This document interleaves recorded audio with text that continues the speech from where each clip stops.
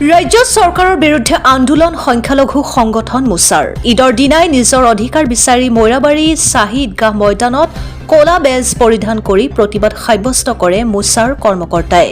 মুছলমানৰ শান্তি আৰু অধিকাৰ বিচাৰি এই প্ৰতিবাদ বাংলাদেশী সজাই ভাৰতীয় তথা অসমৰ মুছলমানৰ ওপৰত বৰ্বৰতা সহ্য কৰা নহ'ব বুলি শংকাৰ মোচাৰ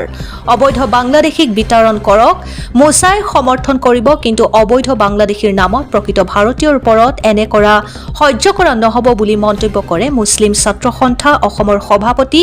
আছিক ৰাব্বানীয়ে মৈৰাবাৰীৰ পৰা সেলিম আহমেদৰ ৰিপৰ্ট অৰুণোদয় আছাম আজি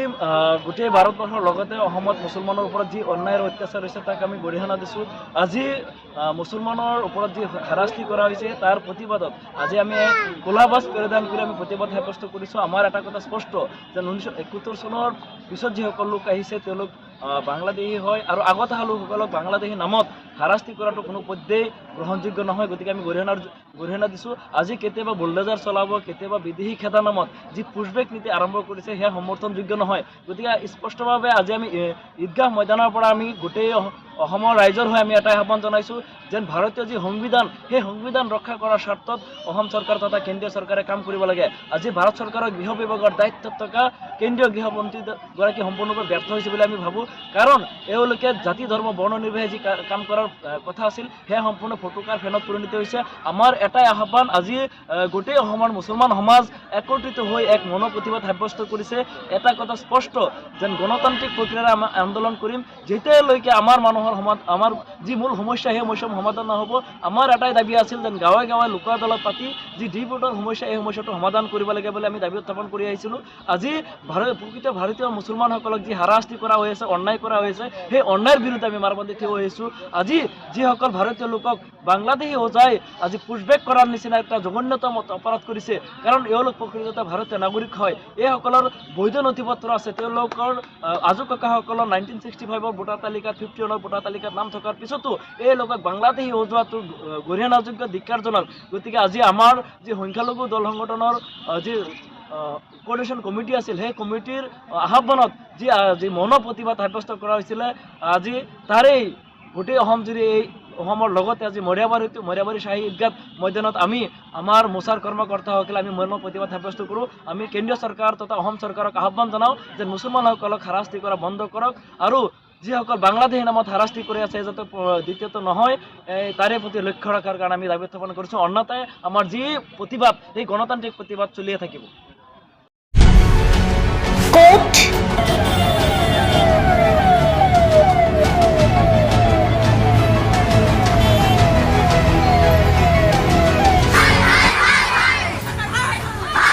কিয়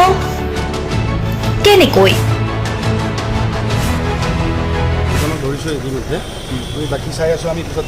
দুৰ্নীতি ৱাইফজনীয়ে কৈছে বোলে এওঁ মোৰ হাজবেণ্ড আপুনি কোন হে ক'বলৈ এওঁ অবৈধ বুলি অনিয়ম ভ্ৰষ্টাচাৰ একো নায়কতাবাদ এতিয়াৰ পৰা আৰু নহ'ব আমি দিম সত্য বাতৰি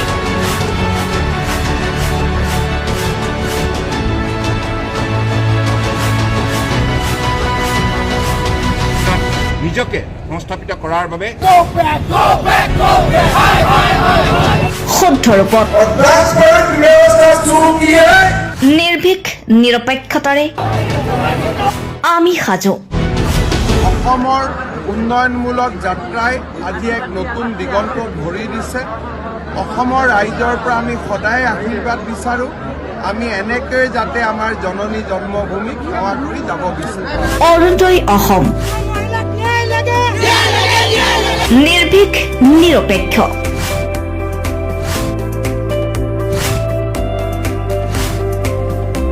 ৰাইজৰ বাবে ৰাইজৰ পক্ষত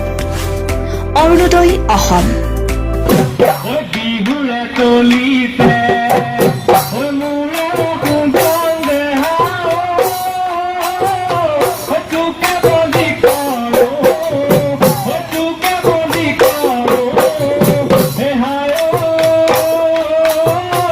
Zua Nambu Ale, Zura Nambu দুৱাৰে চল